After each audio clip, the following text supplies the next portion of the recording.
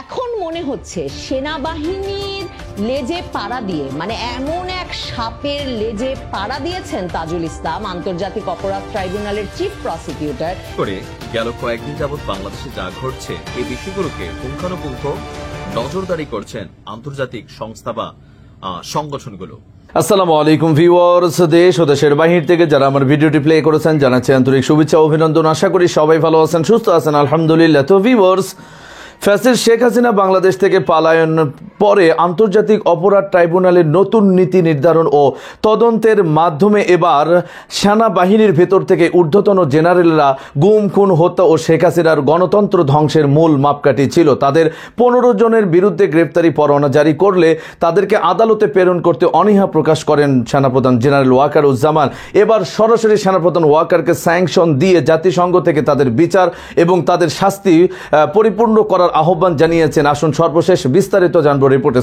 ভিডিওতে যাওয়ার আগে ছোট রিকোয়েস্ট করবো, যারা চ্যানেলটি সাবস্ক্রাইব করেননি সকল আপডেট সবার আগে জানতে অবশ্যই চ্যানেলটি সাবস্ক্রাইব করে পাশে রাখবেন। দর্শক আসুন স্ক্রিনে। বাংলাদেশ এখন বিশ্বের নজরে, বিশেষ করে গেল কয়েকদিন যাবৎ বাংলাদেশে যা ঘটছে এই বিষয়গুলোকে পুঙ্খানুপুঙ্খ নজরদারি করছেন আন্তর্জাতিক সংস্থা বা সংগঠনগুলো। একদিকে যেমন আওয়ামী লীগ সরকার পতনের পর ডক্টর ইউনূসের সরকার যখন এই ক্ষমতা গ্রহণ করলো, এই সরকারকে নিয়েও কিন্তু যুক্তরাষ্ট্রভিত্তিক মানবাধিকার সংস্থা তারাও কিন্তু একটা প্রশ্ন তুলল বা অভিযোগ আনলো যে তিনি বিরোধী দলের উপর একটা মানে আইনের অপব্যবহার করে দমন পীড়ন চালাচ্ছেন, এটা কিন্তু ছিল।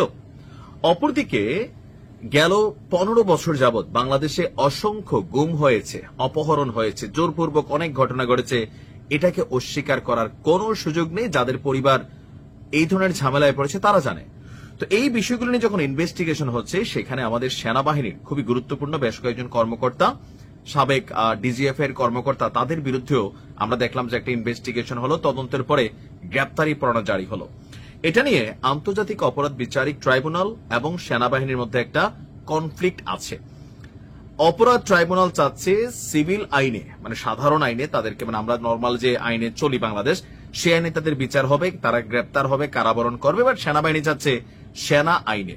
অলরেডি সেনাবাহিনী একটা ভবনকে কারাগার হিসেবে ঘোষণা করে সেখানে সেনা কর্মকর্তাদের হেফাজতে রেখেছে। এই যখন অবস্থা, এই নিয়ে আপনার জাতিসংঘ আপনারা এসে ফাইনালি এখানে ইন্টারাপ্ট করলো, তারা তাদের একটা বক্তব্য দিল।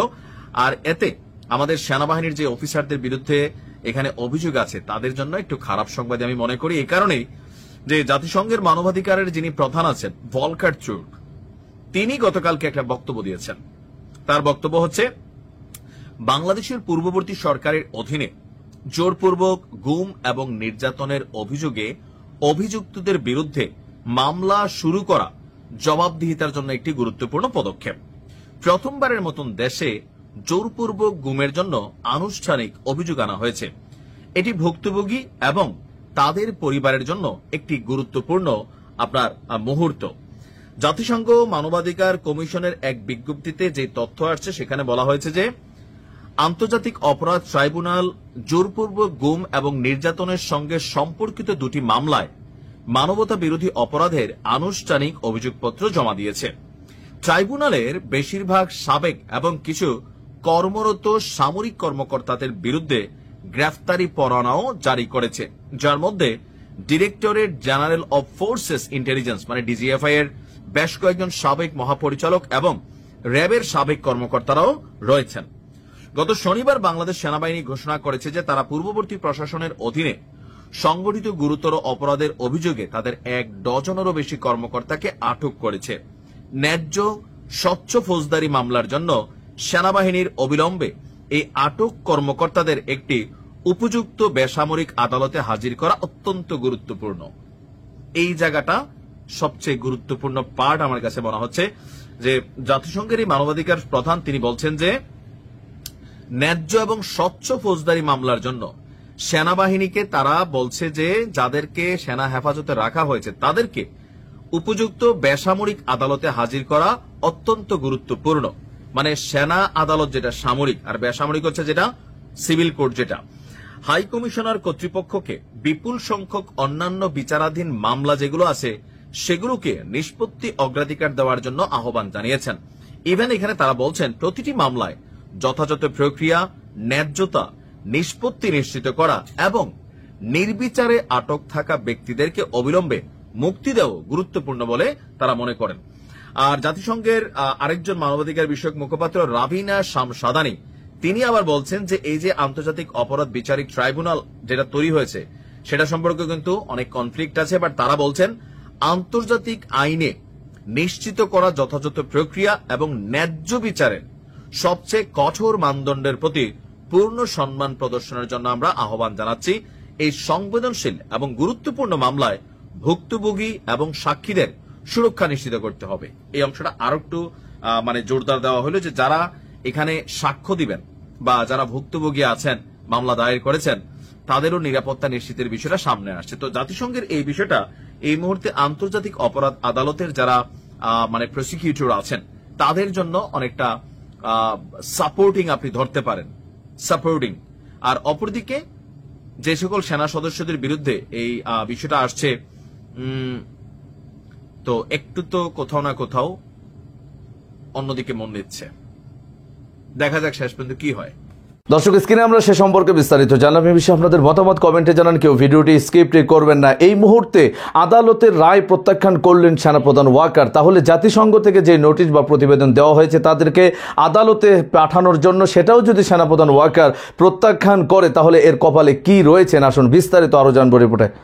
এখন মনে হচ্ছে সেনাবাহিনীর লেজে পাড়া দিয়ে, এমন এক সাপের লেজে পাড়া দিয়েছেন তাজুল ইসলাম, আন্তর্জাতিক অপরাধ ট্রাইব্যুনালের চিফ প্রসিকিউটর, যে সেনাবাহিনী এই অপরাধ ট্রাইব্যুনালকে অগ্রাহ্য করার মাধ্যমে এক রকমের এমন পরিস্থিতি সৃষ্টি করে ফেলেছে যে হয়তো এই অজগর সাপই এই আন্তর্জাতিক অপরাধ ট্রাইব্যুনালকে গিলে খাবে, এর গ্রহণযোগ্যতা তলানিতে নিয়ে ঠেকাবে।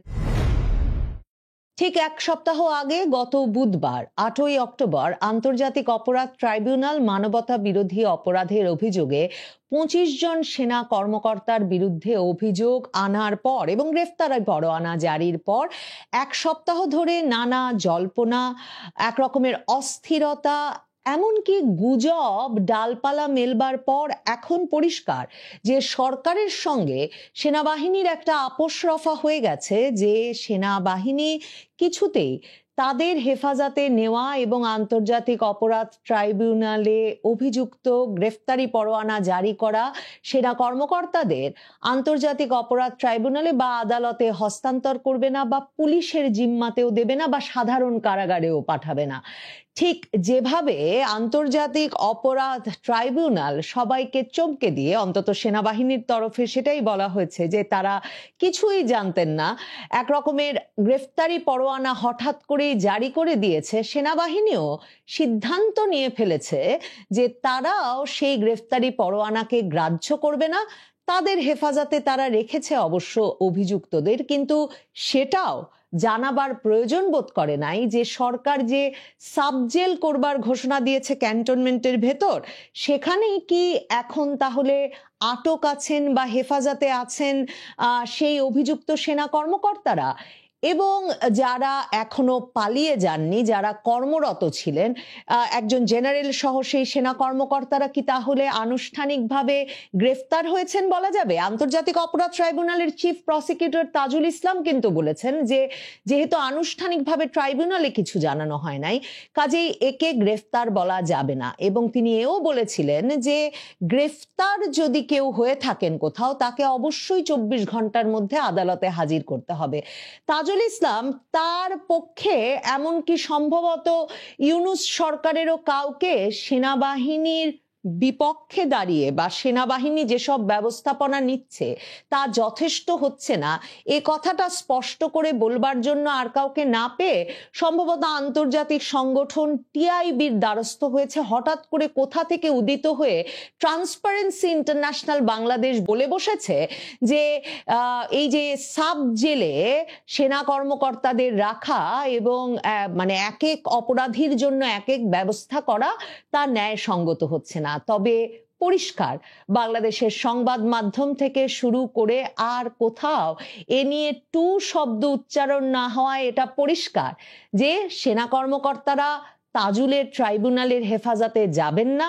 এটা যেমন পরিষ্কার, সেনাবাহিনী এই যে আন্তর্জাতিক অপরাধ ট্রাইব্যুনাল প্রজ্ঞাপন জারি করে আরেকটি সংশোধন এনে এই মানে গ্রেফতারি পরোয়ানা জারির আগেই যে ঠিক করলো যে যার বিরুদ্ধেই গ্রেফতারি পরোয়ানা জারি হবে সে যেমন আর নির্বাচনে অংশ নিতে পারবে না, ঠিক তেমনি যার বিরুদ্ধেই গ্রেফতারি পরোয়ানা জারি হবে তার বিচার শেষ হওয়ার আগেই একরকম তাকে দোষী সাব্যস্ত করে ফেলতে হবে। মানে এই শাস্তি তার ওপর ন্যস্ত হবে যে যেই মাত্র গ্রেফতারি পরোয়ানা সেই মাত্র তার চাকরি যাবে। সেনাবাহিনী একরকম মুখের ওপর এটাও বলে দিয়েছে যে সেই প্রজ্ঞাপনও তারা মানে না, সেই সংশোধন আন্তর্জাতিক অপরাধ ট্রাইব্যুনালের সেই আইনও তারা মানে না। কাজেই তারা এখনো গ্রেফতারি পরোয়ানা জারি হওয়া সেনা কর্মকর্তাদের সেনা কর্মকর্তা হিসেবেই মনে করছেন। দর্শক, স্ক্রিনে আমরা সে সম্পর্কে বিস্তারিত জানলাম। সো ভিডিও এই পর্যন্ত, ভালো লাগলে লাইক অ্যান্ড কমেন্ট করবেন। দেশের সকল আপডেট সবার আগে জানতে অবশ্যই চ্যানেলটি সাবস্ক্রাইব করে পাশে রাখবেন। দেখা হবে পরবর্তী ভিডিওতে ইনশাআল্লাহ। আসসালামু আলাইকুম ওয়া রাহমাতুল্লাহ।